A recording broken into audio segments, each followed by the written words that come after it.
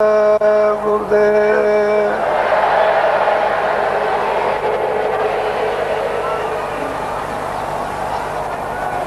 जय गुरुदेव।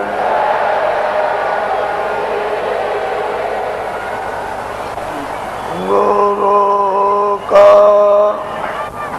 ध्यान कर प्यारे,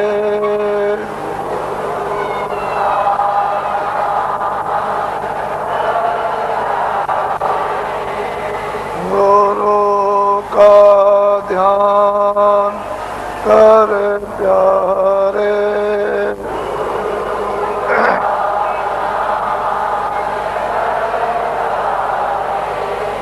बिना इसके नहीं छूटना,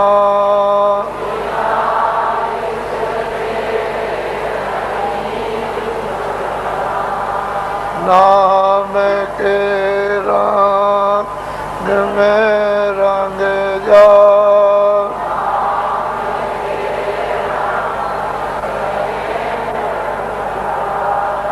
नाम के रंग में रंग जा।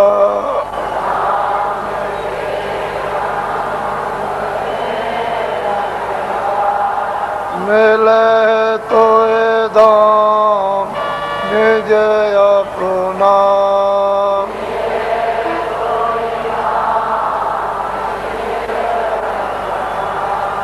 गुरु के शरण कर ले,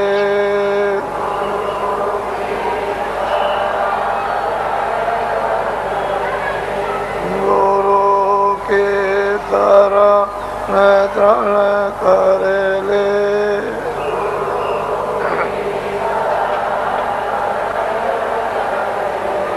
बिना इसका नहीं करना,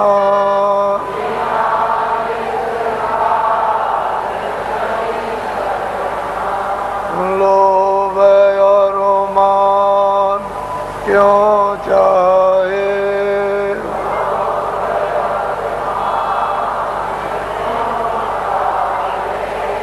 लोभ और मान क्यों चाहे।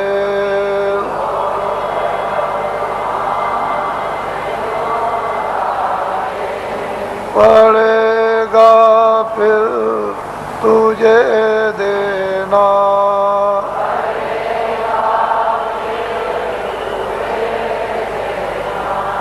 कर्म में जो जो करेगा तू,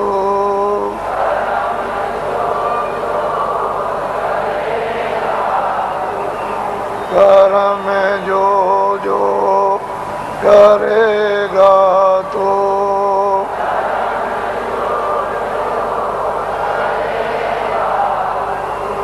वही फिर वो ना भरना,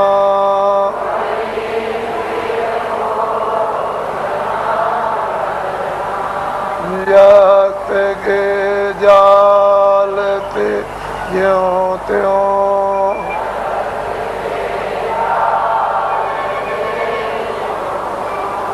जगत के जाल से ज्यों त्यों,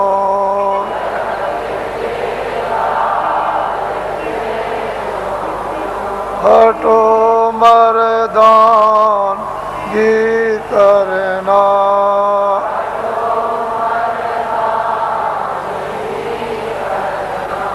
जिन्होंने मार मन डाला,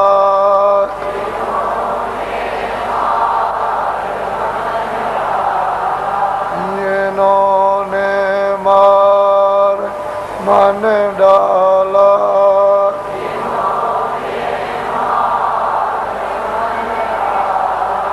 उन्हीं को सूरमा कहना,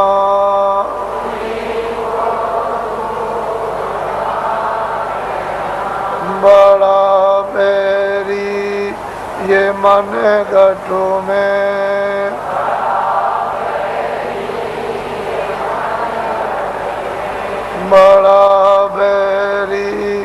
ये मन घटों में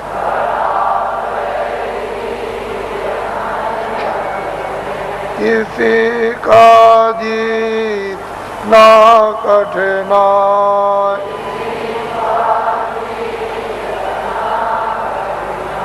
पढ़ो तुम्हें इसी के पीछे,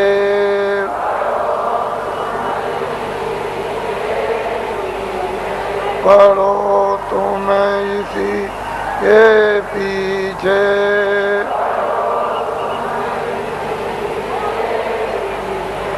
और सब ही जतन तजना,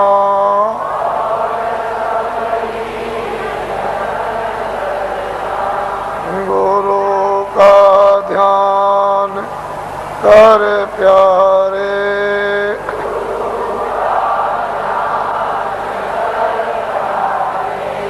बिना इसके नहीं छूटना,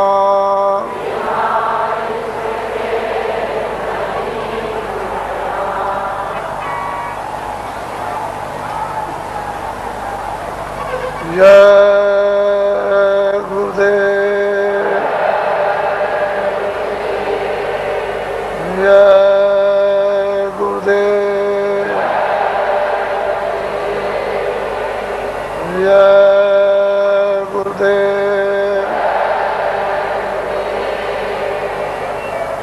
जय गुरुदेव नाम किसका, जय गुरुदेव नाम किसका, जय गुरुदेव नाम किसका। नर नारियों, बच्चे और बच्चियों,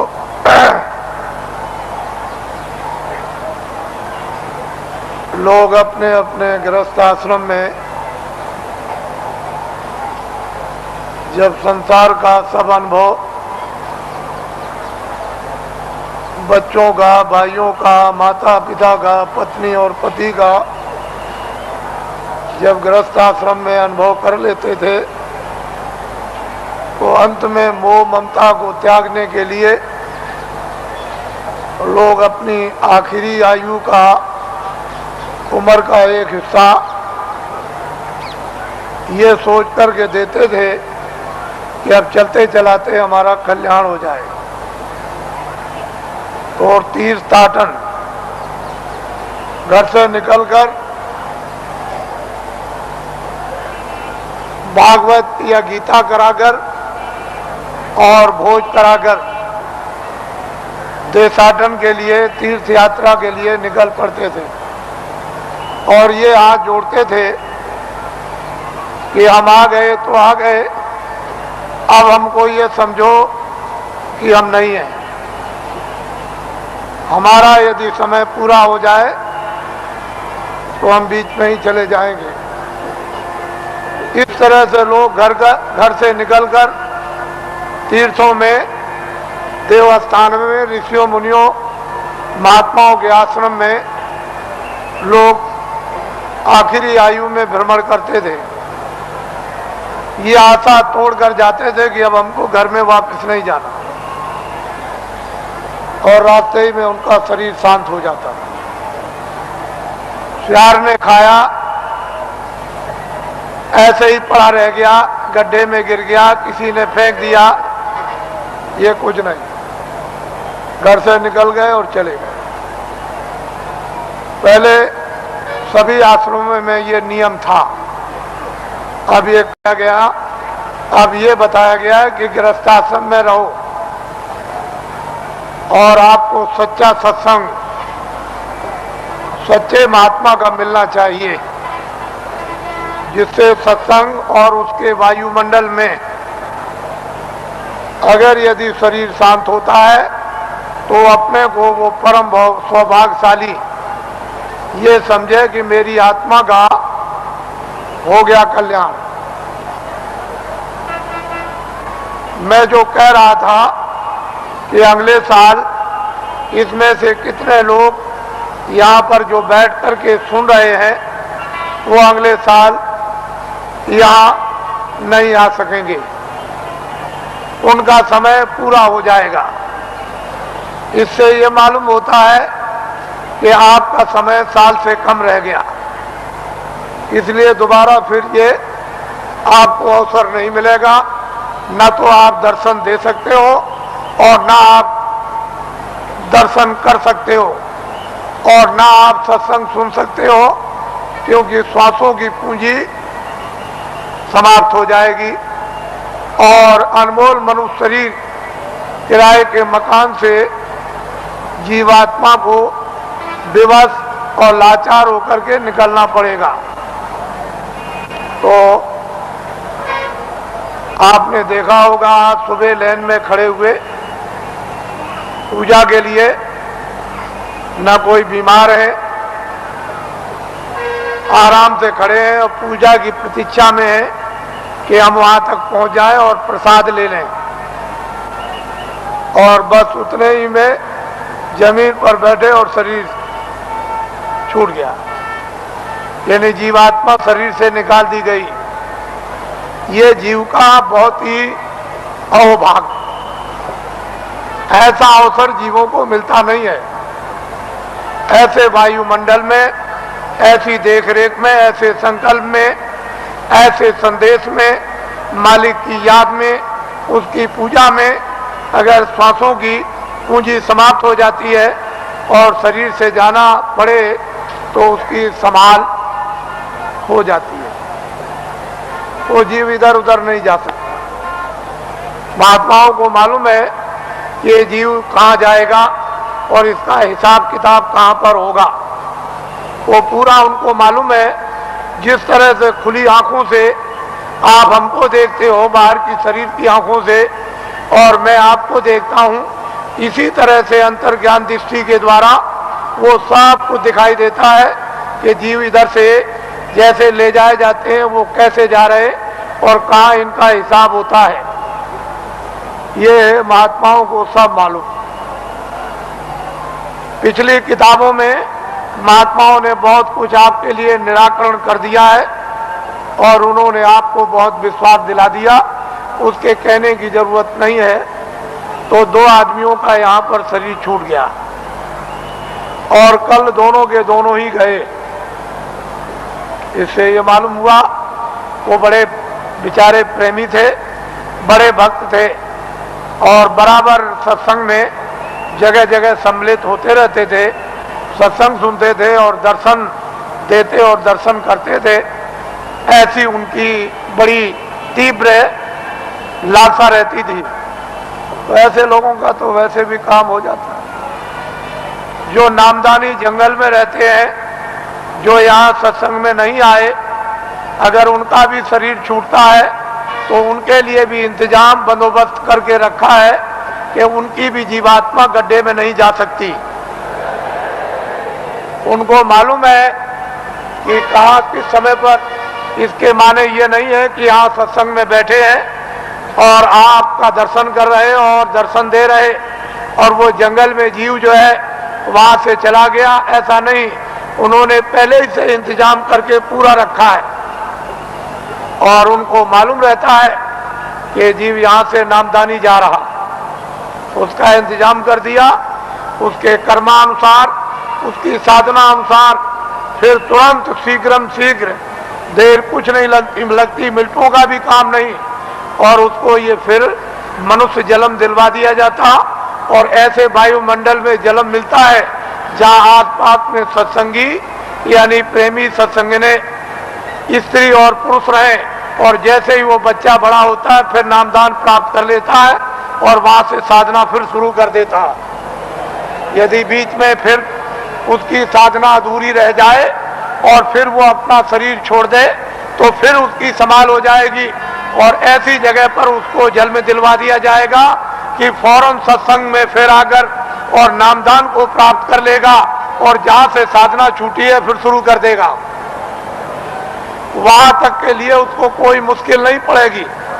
वो आनंद फानन एकदम तत्क्षण बताते ही उसका काम होगा और आगे उसके लिए थोड़ी मेहनत करनी है।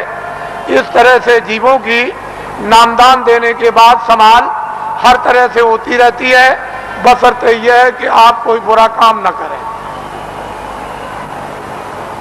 किसी का आप कत्ल न करें, हिंसा न करें, कोई चोरी न करें, डकैती न करें, अमानवीय काम न करें। जहां तक हो जाए तहां तक सूझ समझ से इन सब चीजों से बचे रहे, और जो गंदगी आपके पास में जमा है वो जल्दी से उसको उतार दिया जाएगा। लेकिन जब आप गलती कर लोगे और तुम ये नहीं समझोगे कि मालिक देख रहा और जितने नामदान दिया है वो देख रहा, तुम उसको और मालिक को अंधा समझोगे तो वो कर्म जमा हो जाएगा और उसकी आपको सजा मिल जाएगी। फिर आप रोओगे, चिल्लाओगे। हर तरह से यानी जीवों की संभाल होती है। ये बहुत ऊंचा संदेश और ऊंचा विज्ञान है, ये छोटी मोटी चीज नहीं है। उनको सब मालूम है कि जीवात्माएं कैसे उतरती हैं और कैसे चढ़ती हैं और मनुष्य शरीर में कैसे डाली जाती हैं और किस तरह से निकाली जाती हैं। फिर ये किन किन योनियों में इनके जाने का हिसाब होता है और उनके तार यानी उनकी डोरियां किस किस तरह की हैं और कौन कौन सी डोरी किस किस योनि में, 84 में या नरकों में या भिन्न भिन्न अलग अलग नरकों में, 4 खानों में, 84 लक्षयोनियों में, ये महात्माओं को सब जैसे आईने के सामने खड़े हो जाओ ऐसे दिखाई देता है। लेकिन अब ये जरूर है कि जब तुम्हारी आंख खराब हो गई तो आप ऐसा समझते हो कि सब अंधे हैं, किसी के आंख होगी ही नहीं, कोई दुनिया को देखता ही नहीं होगा। लेकिन जिसके आंख है वो तो कहता है सूरज है, चंद्रमा है, ये मकान दिखाई देता है, ये जमीन दिखाई देती है। पर सूर आदमी को क्या होगा, उसको क्या दिखाई देगा? इसलिए जगत अंधा हो गया है और बहरा हो गया, वो महात्माओं को पहचान नहीं पाता, समझ नहीं पाता। उसके पास समझने की बुद्धि नहीं और आंख अंधी हो गई तो कैसे पहचाने? कहीं अगर उसको हाथ में आंख हो गई होती, वो दिव्य नेत्र ज्ञान चक्षु खुल गया होता, तब तो उस नूर में, उस प्रकाश में पहचान लेता। तो हिंदुओं और मुसलमानों और सिखों और ईसाइयों, ये जाति दौलत, ये जलम जात की संपत्ति महात्मा फकीरों के पास सबकी है। जो भी इच्छा करे, हिंदू, मुसलमान, सिख, ईसाई, वो महात्माओं के पास जाकर के इस दौलत को ले आए, इस संपत्ति को ले ले। ये सबकी है, किसी एक की नहीं है। और जो इसमें भाव भक्ति करेगा उसको ये दौलत मिल जाएगी। भक्ति नाम किसका है? आज्ञा का पालन, और कोई भक्ति नहीं। भक्ति नाम कोई तस्वीर देखने का नहीं। तुमने मंदिर में मूर्त देख ली तो इसका नाम भक्ति नहीं, या तुमने गाना गा लिया, कोई प्रार्थना कर ली, इसका नाम भक्ति नहीं। जो महापुरुष आदेश दे उसका तुम पालन प्यार से करो, इसको कहते हैं भक्ति। यह है भक्ति। हमने राम को नहीं देखा, हमने कृष्ण को नहीं देखा, हमने तुलसीदास को नहीं देखा, हमने मोहम्मद साहब को नहीं देखा, हमने ईसा मसीह को नहीं देखा, हमने पैगंबरों को नहीं देखा, हमने योगियों को नहीं देखा, ऋषि मुनियों को नहीं देखा, तो आप किसका पालन करोगे? रामायण समझ में आती नहीं, गीता समझ में आती नहीं, कुरान समझ में आती नहीं। अगर समझ गए होते तो रहम ना आ जाता, फिर जालिम तो नहीं रहते, हृदय में दया नहीं आ जाती, निर्दयी तो नहीं रहते। लेकिन वो तो तुम्हारी समझ में आता नहीं। तो भक्ति नाम है आदेश का पालन। जो आदेश का पालन कर लेगा वो तो महात्मा बड़े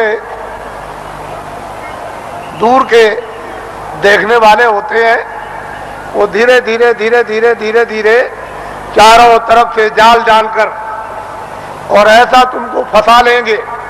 पहले कुछ नहीं बोलेंगे, धीरे से फिर फंसा लेंगे, और जब शिकंजे में आ गए तब फिर ठीक करेंगे।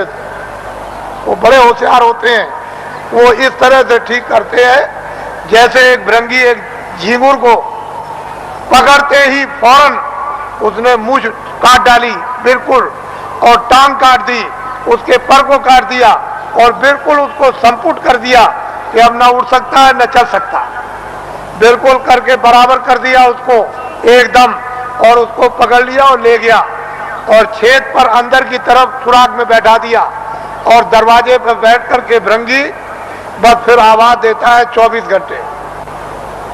जब उसने भृंगी ने आवाज दिया 24 घंटे के अंदर, तो उसने अपनी सारी शक्ति को झींगुर में भर दिया, तो पर भी जमे आए, उसके पैर भी जमे आए, उसकी मूछें भी जमे आई, और बस 24 घंटे के बाद जो निकला तो फौरन उसने दूसरे को पकड़ा और उसको संपुट कर दिया। तो महात्मा बड़े होशियार होते हैं, तुमको नहीं मालूम कि वो कैसे पकड़ते हैं, आपको कुछ नहीं पता, जानते ही नहीं हो। इसलिए आप ये मत समझो ये सूखा सत्संग नहीं है। आपने कल देखा अपनी आंखों से कि 4 बजे से लाइन लग गई और सारी रात जाड़े में बैठे रहे, तो आपको ये जानना चाहिए कि सारी रात जगह एक तपस्या की, ऊपर से सर्दी थी और लाइन में धीरे धीरे बैठ करके खिसके हैं, धीरे धीरे आए और लाइन अभी तक लगी हुई है। अगर इसको देख करके तुमको अगर कुछ भी देश का और तुमको धर्म का और अध्यात्मवाद का और मोहब्बत प्यार और महात्मा फकीरों और सेवकों का अगर अनुभव नहीं होता है तो तुम्हारी बुद्धि जानवरों से भी गई गुजरी। फिर तो मैं ये कहूंगा कि जानवर ही अच्छे, आदमी अच्छा नहीं। इस दृश्य को आप देखिए, इस दृश्य को वैसे मेरे पास ऐसा रास्ता है कि मैं 4 ही घंटे में इसको निपटा दूं, लेकिन मैं ये दिखाना चाहता हूं कि देवियां कैसी बैठी हैं कतार लगाकर, पुरुष कैसे बैठे कतार लगाकर क्या इंतजारी कर रहे हैं और इस ठंडी में किस तरह से तपस्या कर रहे बैठे हुए हैं, ये आपको दिखाना चाहते हैं। ये महात्माओं का गोपनीय राज है। ये राज और रहस्य कुछ दिनों के बाद आपकी समझ में आएगा, अभी तो नहीं आ सकता। इसमें अगर आध्यात्मिकता का कहीं मसाला ना होता, सच्चा और सत्य, तब तो आप बहुत दूर चले गए होते। ये तो असली चीज है और वही सबको घूम फिर करके उसी जगह पर आ जाना, आएंगे वहीं। वो रास्ता एक दिया जा रहा, अभी रास्ता और रास्तों के स्रोत अभी खोल दिए जाते हैं, तो चारों तरफ गली पूछे से और फौरन पगडंडी और सड़कों पर आकर और फौरन आ जाएंगे बिल्कुल। फिर आप देखिएगा इस दृश्य को, तो आप ऐसा मत समझो। वो कहते तो कुछ नहीं है, अगर कह दें कि तुम ये हो, तुमने सुबह इसको मारा, शाम को इसको मारा, इसकी चोरी की, इसकी डकैती की, इसका बुरा किया, इसका ये किया, तो 2 मिनट नहीं ठहरोगे। फिर तो 2 मिनट नहीं ठहर सकते हो, भाग के चले जाओगे। करे यहाँ तो सब कुछ खुल गया, यहाँ तो कुछ नहीं है। लेकिन वो धीरे से पोशीदा रखकर वो धीरे धीरे धीरे धीरे जब रास्ते पर ले आएंगे और बांध लेंगे, तो कहेंगे अरे बेटा, ये बच्चे तूने बहुत कुछ कर लिया, ये काम किया है। तब उसका होश उड़ जाएगा और वो अपनी जगह पर आ जाएगा। वो आदेश उसको मिलेगा, उसका पालन करेगा। उसका नाम है भक्ति। वाल्मीकि बदल गए, गंगा बदल गई, सदन कसाई बदल गए, और बड़े बड़े राजे और जिम्मेदार बदल गए, और डाकू और बदमाश बदल गए, बड़े लुच्चे और लफंगे बदल गए। महात्माओं के पास पहुंच करके बदल जाते, और बड़े बड़े सिद्ध हो गए, और बड़े ज्ञानी हो गए, और त्रिकालदर्शी हो गए, और जो इतिहास बना दिया उसको अभी तक कोई काट नहीं सका। उन्होंने लिख दिया मैं सबसे बुरा था, मैं सबसे पापी था, मैं सबसे गुनाहगार था, और सब कुछ चिल्लाकर उन्होंने किताबों में ढंढोरा पीट दिया। लेकिन यह है कि जिस महापुरुष के चरणों में गए उन्होंने उस सबको क्षमा कर दिया। उसके बाद में मसाला है, जड़ी है, औषधि है, बूटी है, उसको लगा करके और सबको धो डाला। तब उसको स्वच्छ और साफ और निर्मल और शुद्ध और पवित्र है, उसको कर दिया, उसकी तब महिमा होती है, तब गुणगान होता, तब भक्त और भगवान की लीला होती है। नहीं तो वैसे तो कौन भगवान को पहचान सकता है? भगवान तो भक्तों को पहचान लेगा, लेकिन भक्त कौन है? कोई नहीं। भक्त और भगवान का एक रस, एक रूप और एक भाव जब बन जाता है तब लीला होती है भक्त और भगवान की, स्वामी और सेवक की, और मुर्शिद और मुरीद। तो मुसलमान जो मस्जिद में इबादत करते हैं, उनके इबादत करने का तौर तरीका सही नहीं है, गलत है। इसलिए मुसलमानों की इबादत खुदा कबूल नहीं कर रहा। क्यों नहीं कर रहा? कि उन्होंने अपने दिल और दिमाग को पाक साफ नहीं रखा, और गंदगी से मालिक इबादत को कबूल कभी कर नहीं सकता। इसलिए उनकी इबादत कबूल नहीं होती और वक्त उनका जाया हो रहा। और ये जिस्म जो आपको थोड़े वक्त के लिए दिया गया, वक्त पूरा होते ही जैसे ही पूरा हुआ, लेकिन उन्होंने कहा जिस्म हमने इबादत के लिए ही दिया है कि इबादत से तुम अपनी रूह को जगा लो और नजात में पहुंचा दो मौत के पहले। लेकिन आपने इसको समझा नहीं, वक्त पूरा हुआ और रूह को जिस्म से निकाल दिया। जिस तरह से हिंदू की जीवात्मा निकाली जाएगी, उसी तरह से मुसलमान की रूह निकाली जाएगी, और फैसला दोनों का एक ही तख्त पर होता है, अलग अलग नहीं। वहां न कोई हिंदू है न वहां कोई मुसलमान, वहां तो जो भी तुमने अच्छे और बुरे जो काम किए वो वहां पर हैं और उसी का इंसाफ हो जाएगा। वहां किसी शहादत और गवाही की जरूरत नहीं। ये सब कुछ है, महात्माओं को, महान आत्माओं को ये सब दिखाई देता है। इससे मालूम होता है कि वो कौन है हिसाब करने वाला और किस तरह से हिसाब करता है, और किन लोगों को फिर मनुष्य शरीर नहीं मिलता और कब तक नहीं मिलता है, ये महापुरुषों को सब मालूम। अब आप लोगों से हमारी ये विनय और प्रार्थना है कि अब आप लोग अपना उम्र का जो थोड़ा बहुत बचा हुआ हिस्सा है, कुछ तो आप खेती, दुकान, दफ्तर में लगा दो, कुछ बच्चों की सेवा में लगा दो, कुछ मान सम्मान में लगा दो, कुछ सोने में। थोड़ा सा समय बचाओ इसी मनुष्य मंदिर में, जिस्मानी मस्जिद में, तो सच्चे खुदा की रूह से इबादत हो जाए और सच्चे भगवान का जीवात्मा से भजन हो जाए। तो ये जीवात्मा उस नूर को, यानी वो रूह नूर को वो पाले, यानी जीवात्मा उस प्रकाश को प्राप्त कर ले जो इसकी जान है, जिसके बगैर ये बेखबर और अकेली बियाबान अंधकार जंगल में ये मारी मारी फिरती है, उसका कोई सहारा, देखभाल करने वाला नहीं।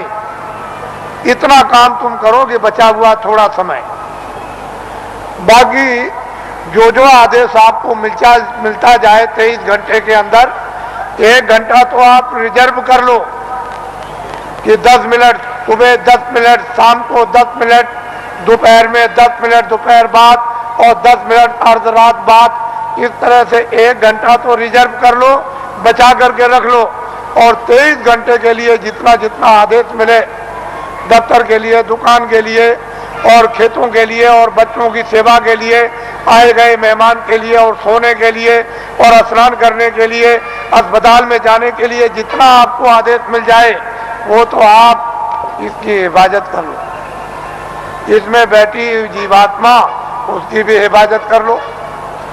दोनों काम आपके लिए सुलभ हो जाएं, ये भी ठीक और जीवात्मा भी तुम्हारी जाग जाए। लेकिन इसी से जगेगी जब ये ठीक रहेगा, निरोगी रहेगा और स्वच्छ रहेगा और साफ रहेगा और पाक रहेगा, तो फिर जीवात्मा भी साफ हो जाएगी और निरोगी हो जाएगी।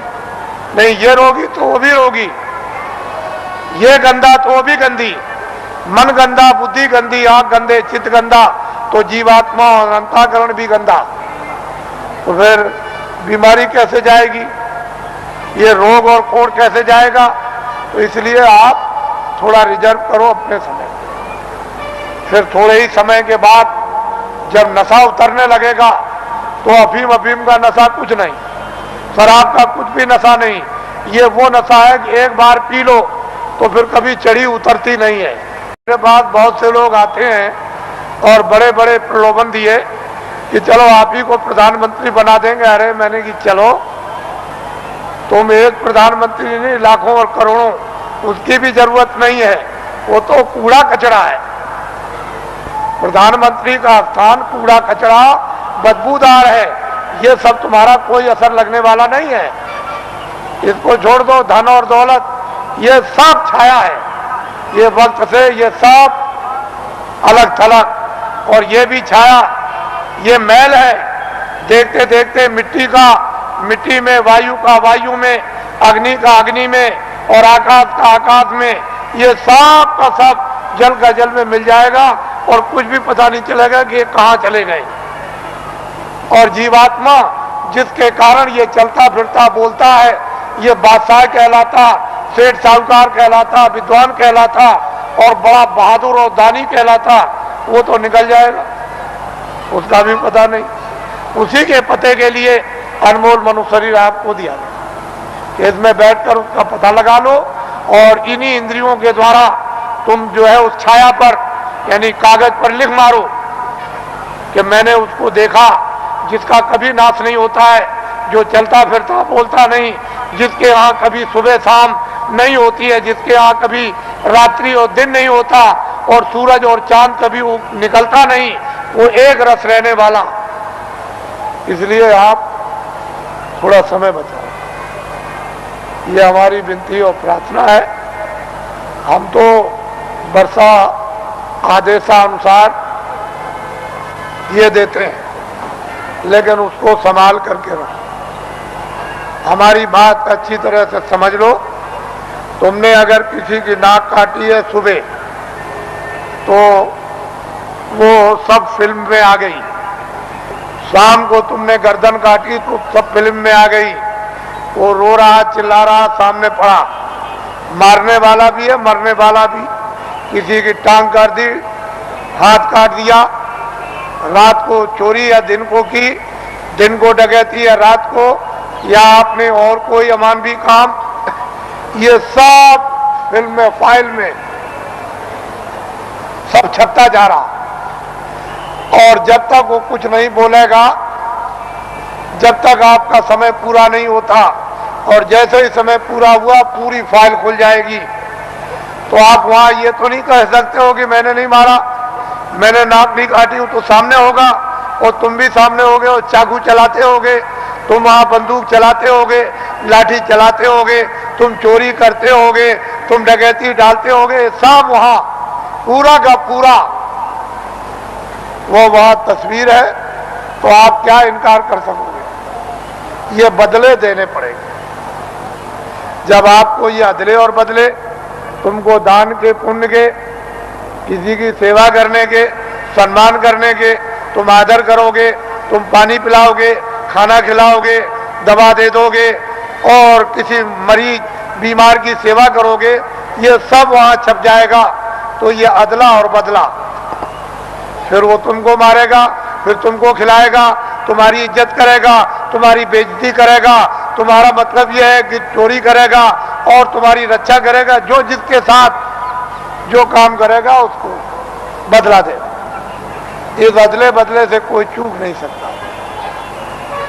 जब कृष्ण भगवान 56 करोड़ यदुवंशियों को समाप्त कर दिया, पलक के मारते में खून की नदी बह गई, तो जब जाने लगे प्रभात पाटन नदी के किनारे कि अब हम अंतर ध्यान हो जाएंगे, चले जाएंगे अपने गोलोक को, उसी समय एक बहेलिये ने उधर देखा तो उनके पैर में पद्म था। उसने सोचा कि हिरन पानी पी रहा, तो फौरन निशाना लगा करके उसमें मार दिया। और उस बहेलिये को मालूम हो गया कि लग गया। वो फौरन दौड़ करके आया तो देखा कि वहां कृष्ण भगवान बैठ करा रहे हैं, बड़ी पीड़ा हो रही। तो उसने कहा, अरे भगवान ये क्या हो गया, मैंने तो सोचा था कि हिरण पानी पी रहा और यहाँ आप निकल आए, मैंने तो बड़ा अपराध किया।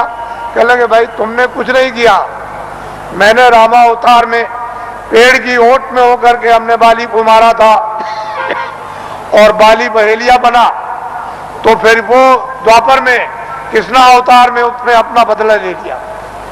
जब ऐसी ऐसी शक्तियों से ये बदले नहीं चुक सकते हैं, उनको भी बदला देना पड़ेगा, तो तुम्हारे पास तो कोई शक्ति और ज्ञान नहीं, तुम कोई योगी तो हो नहीं, तुम तो मतलब यह है कि आप सिद्धि प्राप्त करने वाले तो हो नहीं, तो तुमको तो ये बदले देने ही पड़ेंगे। जब ऐसी ऐसी शक्तियों को देना पड़ा और किताबों में लिख दिया कि ये हमसे भी बदला नहीं चुक सकता, हमको भी देना होगा, लेकिन संत इस बदले को चुका देते हैं। उनके पास बदले के चुकाने का मसाला है, योगियों के पास नहीं है, सिद्धों के पास नहीं, ज्ञानियों के पास नहीं, तत्वदर्शियों के पास नहीं, संतों के पास में इसका मसाला है, इसको चुकाने का, और किसी के पास नहीं। तो आपको तो ये भेद मालूम है नहीं, फिर आपने तो कृष्ण को देखा नहीं कि आप जल्दी से कहोगे कि नहीं हम भी हैं। फिर जब आपने देखा नहीं तो पूजा किसकी कर रहे हो? अरे किताब में लिखा है कि तुम जाओ, अगर मुझको पाना चाहते हो, मेरा दर्शन करना चाहते हो, मेरे लोक में आना चाहते हो, तो जो मुझको पा चुके हैं तत्वदर्शी, जिन्होंने अपनी जीवात्मा को जगाकर और ज्ञान चक्षु द्वारा जिन्होंने मेरा साक्षात्कार किया है, तुम उनके पास चले जाओ, वो मेरा भेद बताएंगे और उनकी कृपा और मदद और सहायता से तब मेरे लोक में तुम आओगे। तो ये तो कोई मानने वाला है नहीं, तो बताओ फिर पूजा किसकी हो गई? तुमने खुद को अपने को धोखा दिया, खुद को भ्रम में रखा, खुद को अंधकार में रखा और खुद भटक गए। कौन बताएगा आपको? आपकी आत्मा की कौन रक्षा करेगा, कौन संभाल करेगा? माँ बाप कर नहीं सकते, धन दौलत कर नहीं सकता, राजा कर नहीं सकता है और लोग कर नहीं सकते हैं, तो इस आत्मा की रक्षा कौन करेगा? जो किताबों में लिखा हो आपकी समझ में आता नहीं। आप तो किसी महात्मा महान आत्मा को खोजते नहीं हो, और आपके पास भी चला जाए तो आप उसको पहचानते नहीं। इसलिए ये दिन ऐसे बुरे आए कि महान आत्माओं की बड़ी अवहेलना हुई, बड़ा तिरस्कार हुआ, बड़ी गाली गलौज, बड़ा उनका अपमान हुआ, बड़े शब्द भद्दे शब्दों से प्रयोग किया गया। लेकिन हमारा देश तो ऋषि मुनियों का, साधु संतों और योगियों का देश है।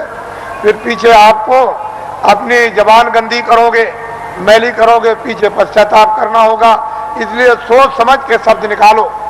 तुम सब कुछ करते हो दुनिया में, लेकिन संतों महात्माओं के प्रति संभाल कर शब्द निकालो, ऐसे नहीं।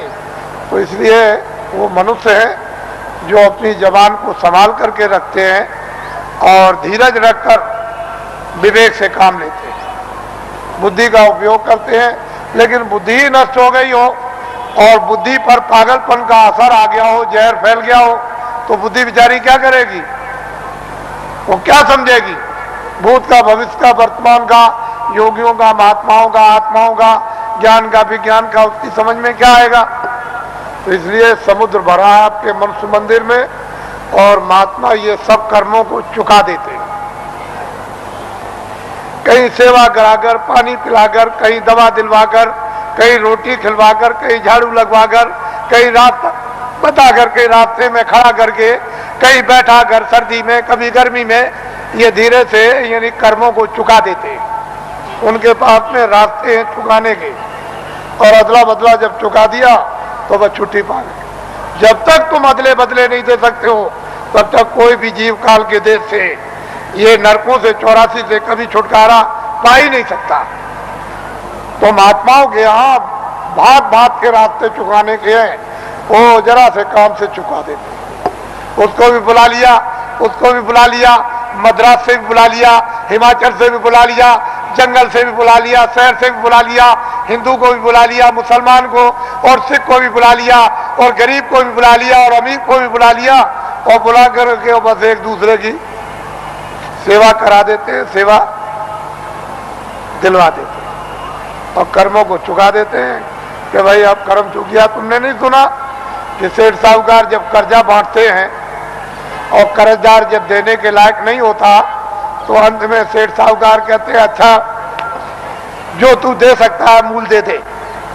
तो कह लगे सेठ जी हम इतना दे सकते हैं, हमारे पास सामर्थ्य नहीं। क्या अच्छा ला दे दे, जा मैं अपने कागज से तुझको माफ करता हूं और ब्याज भी छोड़ देता हूं। तो छोड़ देता। तो ये ब्याज और कर्म कर्जा ये पहाड़ों की तरह से लदा हुआ है, ये बिना संतों के कोई माफ नहीं करेगा। इसको हमेशा इस बात के लिए जब थोड़े दिनों के बाद जब ये विद्या प्राप्त होगी लोगों को तो स्वयं लोगों को अनुभव होने लगता है कि कर्म कर्जा बिना संतों के मैं ब्याज के ये चुक नहीं सकता। आप इसको जानते ही, मालूम है आपको, लेकिन बहुत सुलभ है, बहुत सरल है, बहुत सहज है। तो इसलिए ये स्थान है जो आपको कल और परसों बताए गए। इन स्थानों पर ईश्वर और ब्रह्म और पार ब्रह्म और महाकाल पुरुष बैठे हुए हैं। इन्होंने अपने देवी और देवताओं को अपने मतलब ये कारगुजार बड़े बड़े पदाधिकारियों को अपने अपने लोक में इन्होंने स्थापित कर रखा है और वो सब काम करते रहते हैं। जैसे ब्रह्मा विष्णु महादेव और पार्वती लक्ष्मी और सावित्री, और इन्होंने अपने अपने और लोगों को काम दे दिया और आद्या महाशक्ति ने इनको काम दे दिया और निरंजन भगवान ने एक आद्या महाशक्ति का लोक बनाया जिसमें इतना बड़ा लोक है कि मृत्यु लोक से ज्यादा बड़ा स्वर्ग और स्वर्ग से ज्यादा बड़ा बैकुंठ और बैकुंठ से बहुत बड़ा शक्ति लोक। उस शक्ति लोक में स्त्रियां राज करती हैं। पुरुष स्वरूप का यानी पुरुष रूप का और पुरुष की शकल का नाम और निशान नहीं है। वह सारी की सारी स्त्रियों का राज उस मंडल में उसको कौन पार कर सकता है, किसकी सामर्थ्य है।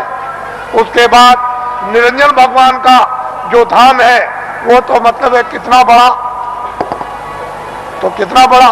उसके ऊपर फिर माया का देश है, वहां माया ही माया है। वहां पुरुष का कहीं भी नाम निशान उस बड़े इतने बड़े जितने कितने माया के लोग हैं उसमें कहीं भी कोई पुरुष नहीं दिखाई देता। और फिर ब्रह्मधाम, आपको तो ये राज मालूम है। तो इसकी साधना दोनों आंखों के पीछे जो जीवात्मा बैठी है और ऊपर से आवाज आ रही है लेकिन कान तुम्हारे बंद हो गए और तुम जुग जुग से यानी कितने कल्प बीत गए जब से आए तब से सो गए। कोई तुमको महापुरुष, कोई योगी, कोई सिद्ध पुरुष तुमको जगाने के लिए मनुष्य मंदिर में मिला नहीं कि तुम्हारी जीवात्मा को घाट पर बैठाल के जगा दे। अब ये वक्त और समय आ रहा, हम उस तरह का सब माहौल तैयार किए देते हैं।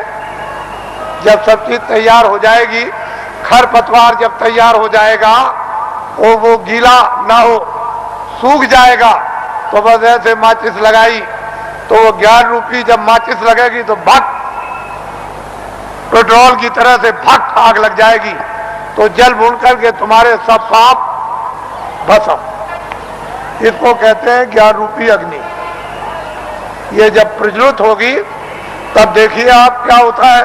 तो हम तो ये वो दिन आपको बताना चाहते हैं कि स्त्रियां भी और पुरुष भी यहीं से बैठकर दिन में काम करेंगे और रोज स्वर्ग में जाएंगे, बैकुंठ में जाएंगे, उधर देवी देवताओं का दर्शन करेंगे और वहां ब्रह्मा विष्णु महादेव उनका भी दर्शन करेंगे और उसके ऊपर भी जाएंगे और रोज लौट करके चले आएंगे और खेती भी करेंगे, दुकान और दफ्तर का भी काम करेंगे और शाम को बच्चों की सेवा और बैठ जाएंगे और फिर निकल जाएंगे।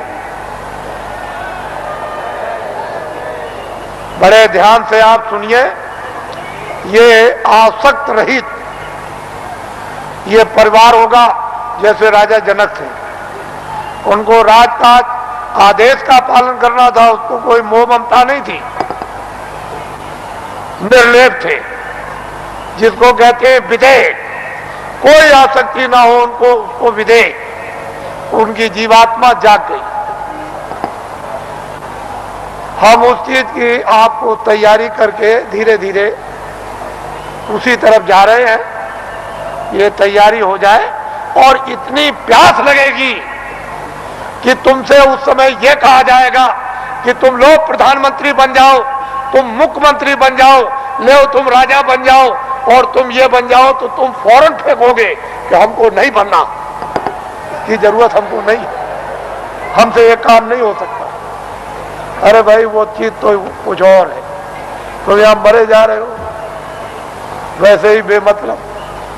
अरे महात्माओं के पास आकर के कुछ काम करो तो कुछ काम भी हो जाए, महात्माओं के आदेश का पालन करो, दुनिया सब समझ में आ जाए, गृहस्थ आश्रम भी, समाज भी और देश भी समझ में आ जाए और तुम सब लोग निर्लेप रहो और शरीर का, परिवार का, सब तरह का क्षणिक सुख भी ले लो और आत्मा को जगा करके सच्चा आनंद प्राप्त कर लो। असली काम क्यों नहीं, नकली में फंसे फंसे फंसे फंसे। और ये जो नशे चढ़ा रखे आपने, एक नशा, कितने नशे तुमने चढ़ा रखे, और नशों को जो आपने चढ़ा रखा तो किस तरह से तुम बदहोश हो, होश ही नहीं, कुछ होश नहीं है। तो इसलिए आप थोड़ा सा समझ से काम लो, बुद्धि से, और जाग करके संदेश सुनो, सो करके मत सुनो। वही मनुष्य है जो जाग करके सुनता और फिर वो अमल करता है। जैसे वस्त्र पहन लिया तो ठंडी दूर हो जाएगी, गर्मी दूर हो जाएगी, बरसात की हवा नहीं लगेगी, लेकिन जब तुम उस वस्त्र का अमल ही नहीं करोगे, वस्त्र पहनोगे नहीं, शील, क्षमा, संतोष, विरय, विवेक, ये एक वस्त्र है जो पहन लिया जाता है, तो काम, क्रोध, लोभ, मोह, अहंकार पता नहीं किधर चले गए। अभी आपने इसका वस्त्र पहना तो आपको क्या मालूम होगा कि वस्त्र कपड़ा कैसा होता है।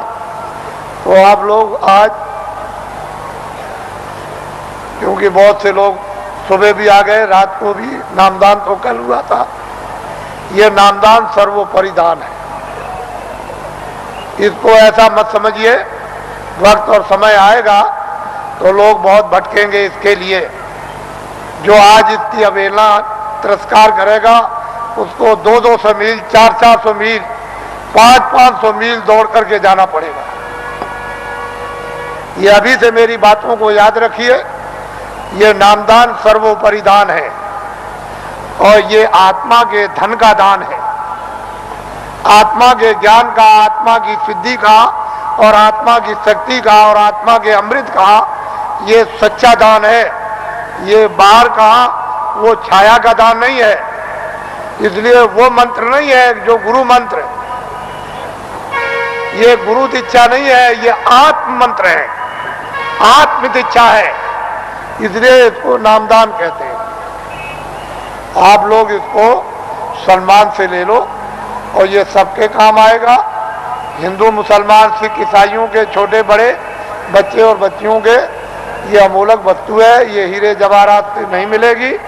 चाहे जितना भी दुनिया में बांटो, जब उस प्रभु की कृपा हो जाएगी उन महात्माओं पर तभी वर्षा होगी। इसके पहले कुछ छेड़ने वाला नहीं, पत्ता नहीं हिलेगा।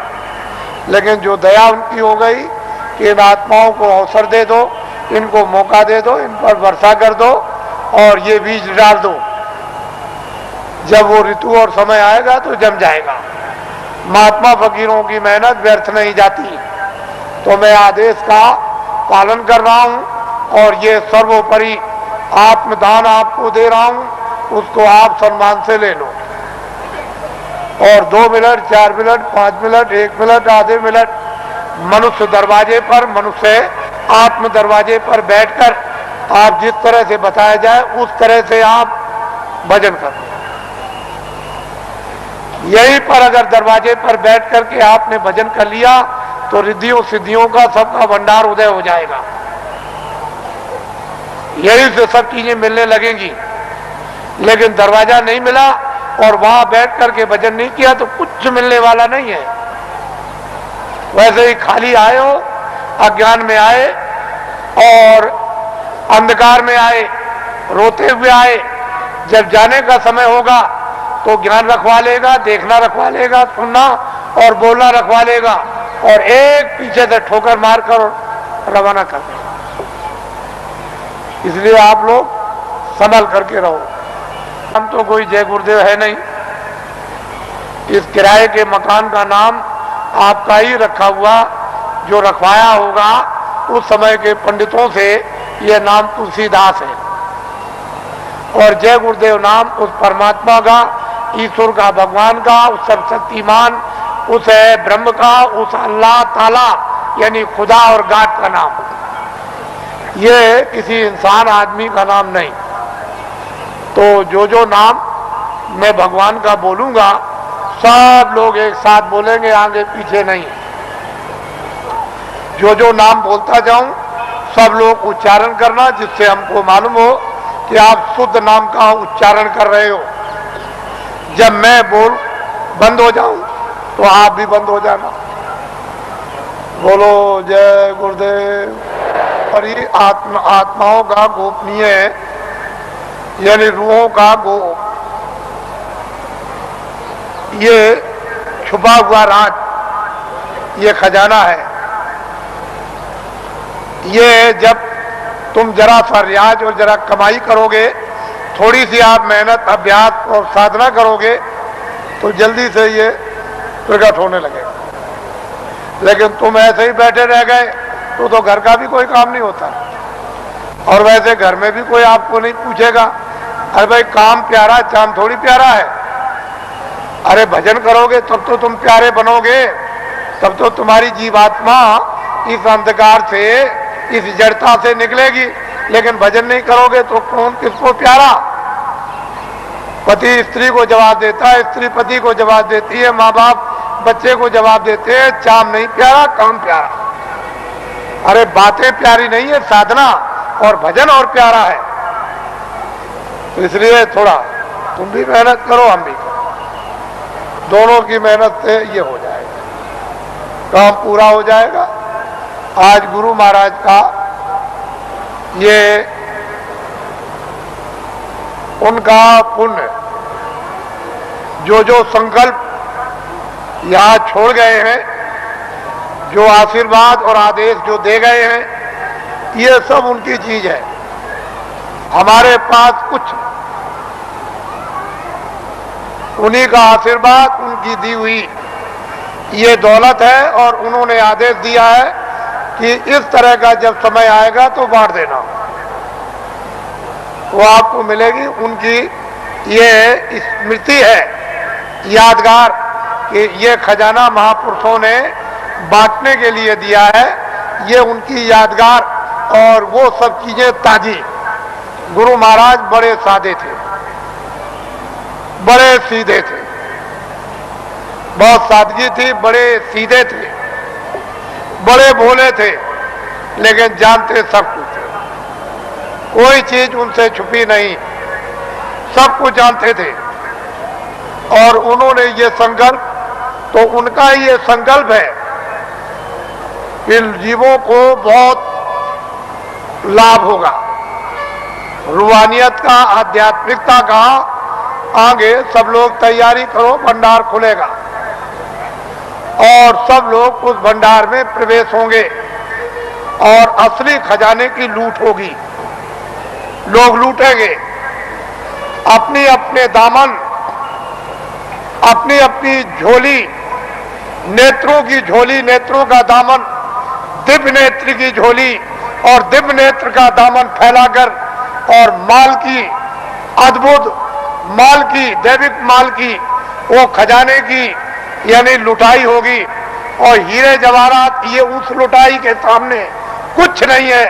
वो चेतन हीरे, वो अमृत के हीरे ऐसे बरसेंगे जिसको ये सब के सब इस मनुष्य रूपी मंदिर में अपनी आंखों से वो लुटाई होगी कि जो वर्णन में नहीं आएगी। आपको क्या मालूम है कि आकाश से क्या वर्षा हो रही है? तुमने अपना दरवाजा ही बंद कर रखा तो वर्षा क्या पता चलेगी? अरे दरवाजा तो खोलो, मुंह तो खोलो, तब वर्षा मालूम हो कि कैसी वर्षा हो रही है अखंड। महात्माओं ने जो कुछ भी वर्णन किया है वो कटु सत्य है, उसमें जरा सा भी कोई गुंजाइश नहीं। तो ये उनकी पुण्यतिथि है और उन्हीं के संकल्प का ये आपको प्रसाद, वो तो देने का एक आधार तो चाहिए। तो कोई आधार आपको, जो आधार है वो आपको दिया जाता है कि इसको आप संभाल करके ले जाएंगे। हो सकता है कि साल भर आपको अवसर न मिले, तो इसको आप प्रसाद को संभाल करके रखेंगे और जरूरत पड़ने पर आप इससे काम लेंगे। अपनी व्याधियों में, परेशानियों में कभी कभी ऐसा भी होता है कि हे मालिक, हमको कुछ नहीं चाहिए, जितने दुख हमारे कर्मों के हों वो जल्दी से जल्दी हमको दे दीजिए, लेकिन प्रार्थना यह है कि बर्दाश्त जरूर दीजिएगा, पर हमको आत्मधन लुटा दीजिए।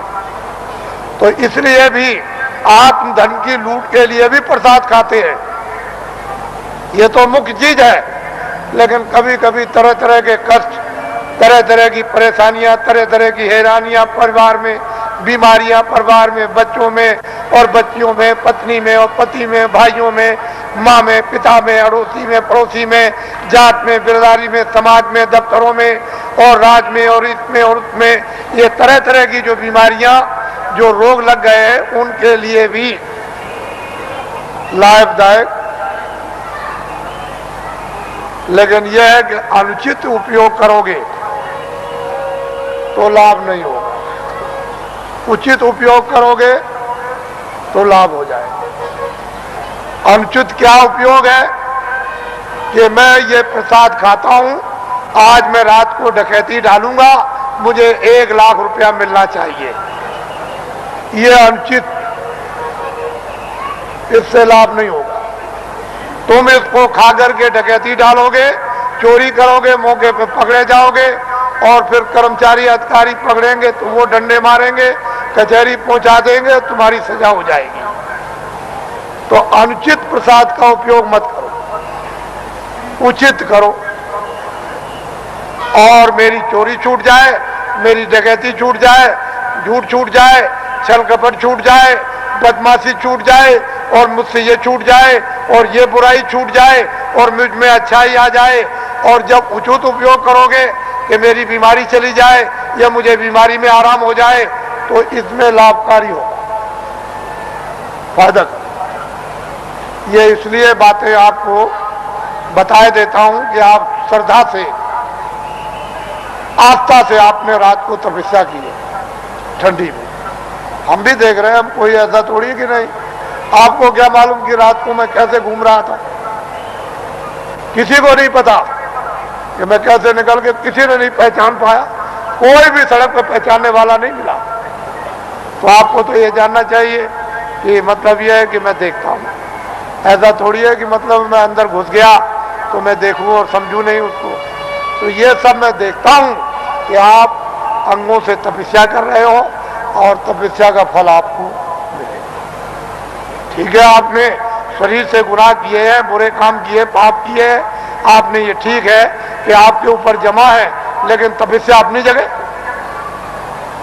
वो तो धीरे धीरे धीरे धीरे जिसका ढेर ज्यादा हो जाएगा और फिर एक दूसरे में मिलने लगेगा, तो मिलकर के एक दूसरा अच्छा और खराब खून शोधन करके और खराबी को निकाल देता। वो तो अपने तरीका है। लेकिन यह है कि तपस्या तो तपस्या ही है। तो आपको मैं और कुछ नहीं कहूँगा, क्योंकि ये गुरु महाराज की ये विशेष कृपा और दया यादगार दिन है। आज मैं आपके सामने नामदानी देकर इसको समाप्त करूँगा। ये लोग जो अभी प्रसाद ले रहे हैं वो उसी तरह से, यानी प्रसाद को ले लें, अच्छा रहेगा और वो उनके लिए जरूरी है।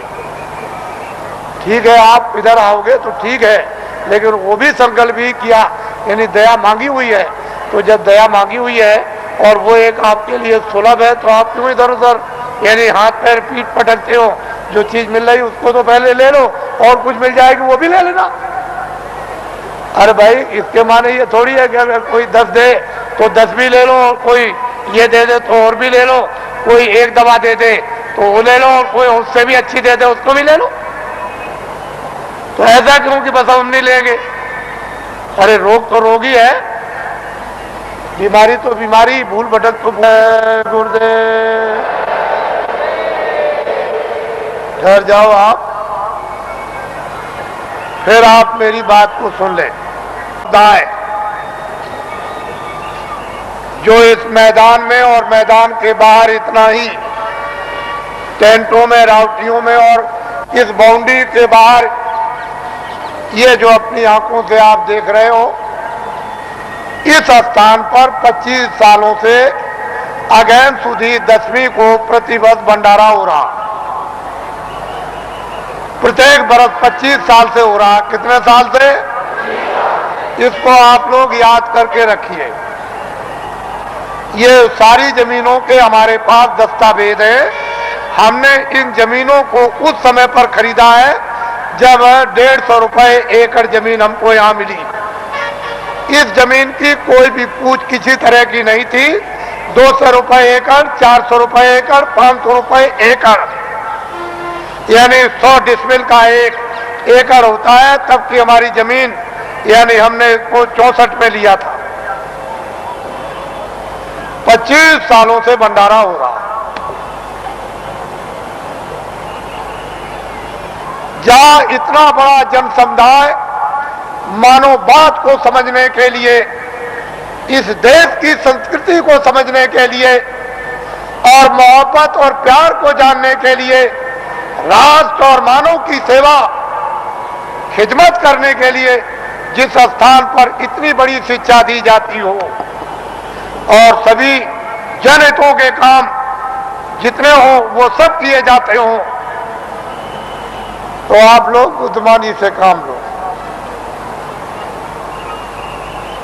इसमें आप लोग अपनी भावनाओं का सहयोग दो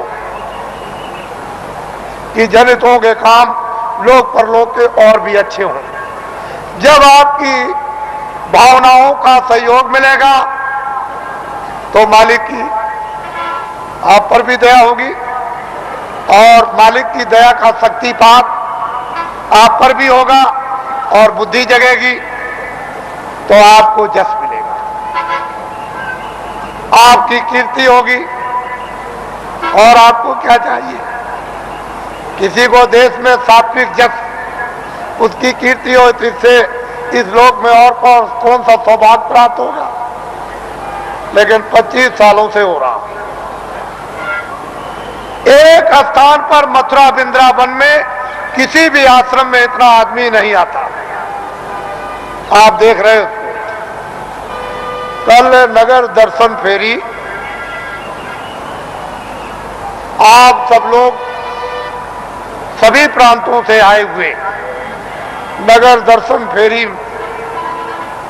में पद यात्रा करेंगे, पैदल चलेंगे और जितने भी लोग कतारों से बाहर होंगे, जो सेवादार जो कतारों से बाहर चलेंगे बच्चों की संभाल के लिए, यानी उससे अलग होकर वो तो कुछ है बोल सकते हैं, बाकी जो बीच में सबके सब चलेंगे वो सारा का सारा यानी नगर दर्शन फेरी के लिए मौन होकर के जाएगा,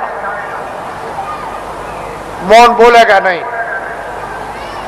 विश्राम घाट तक, यहां से चलकर विश्राम घाट तक, जहां हिंदुस्तान का मथुरा का एक विश्राम घाट स्थान बहुत प्रसिद्ध है, उस घाट तक सारा का सारा नगर दर्शन फेरी के लिए मौन पद यात्रा करेगा। सभी नर नारी जो उसमें होंगे सीधे चलेंगे, जो थोड़े से सेवा करने वालों के अतिरिक्त है, यानी वो लोग बोल सकते हैं, किसी को कुछ समझा सकते हैं, लेकिन आप मौन। हमारे कर्मचारी अधिकारियों की किसी भी व्यवस्था में कोई बाधा नहीं जिससे कि इनका नाम बदनाम ना हो। मौन आप चलेंगे। फिर इस बात को सुन लें, जो भरी हुई सड़क जाएगी उससे जो किनारे किनारे होंगे वही कुछ ही चंद लोग मतलब आस पास में कुछ कह सकते हैं। कोई पूछे तो बहुत मीठी जबान में बोलेंगे और उतनी बात कहेंगे जितनी जरूरत। बाकी सारा का सारा नगर दर्शन फेरी के लिए पूरा का पूरा ये जन समुदाय मौन होकर के जाएगा। कैसे जाओगे? कैसे जाओगे? विश्राम घाट तक। कहां तक? विश्राम घाट पर मौन टूट जाएगा। फिर कोई भी कुछ पूछे या विश्राम घाट के आगे निकल जाओ तब भी आपका मौन टूट जाएगा। फिर मौन रखने की जरूरत नहीं है। आगे जैसे ही विश्राम घाट की तरफ जाओ और द्वारकाधीश मंदिर की तरफ बढ़ो, बस अपने मौन को छोड़ दो, लेकिन विश्राम घाट तक आपका मौन रहेगा। वहां जाकर के आपका मौन टूट जाएगा और कोई भी नगर में दर्शन करो, पूछे, कुछ कहो, कुछ पूछो, ये फिर सब कर सकते हैं।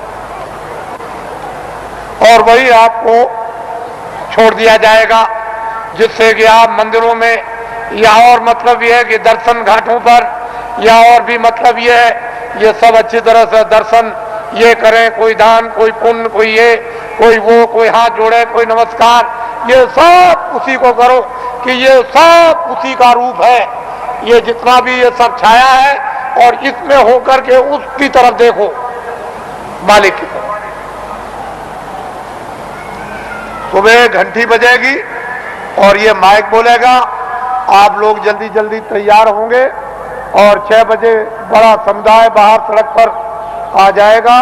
और फिर यहाँ जैसे ही सूरज निकलने को हुआ प्रकाश, बस यहाँ से चल देगा। आगे आगे चलेंगे और उसके पीछे सब लोग जाएंगे और हम अपने जो भी हमारे विद्वान हैं, पंडित, पुजारी, ब्राह्मण, वो सब आ जाएं और यहाँ से हमारे साथ चलें। जैसे कि आप ही की मंत्रणा से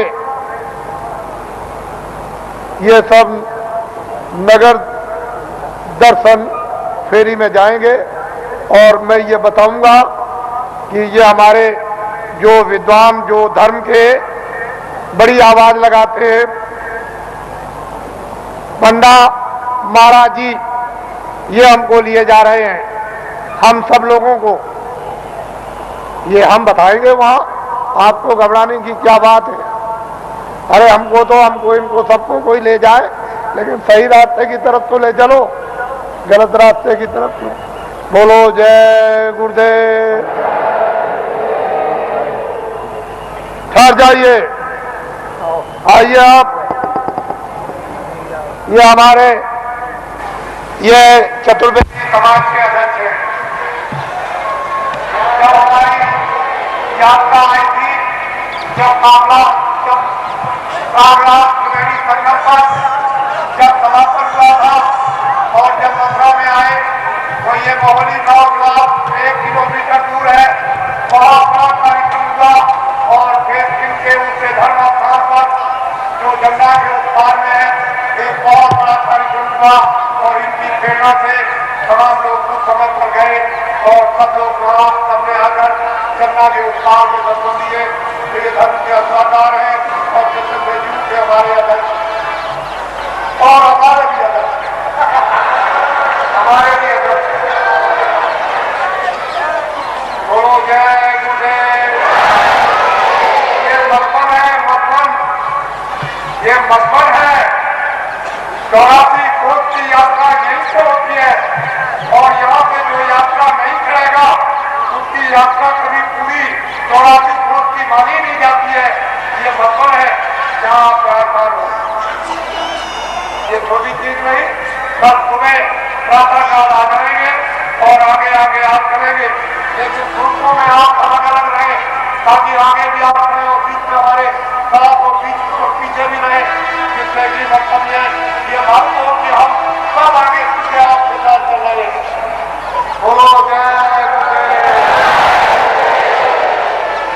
और बात तो हरिदेव वो तो गंगा मैया है, अरे ब्रह्म गंगा है, वो गंगोत्री से अरे उधर चढ़ आई है ऊपर की तरफ से, लेकिन गंगोत्री नहीं। जब वो धारा आई और महात्माओं ने तपस्या की है तो ब्रह्म लोक से उतारी और मां उन्होंने दूध ना दी वो तो नहीं आ रहा।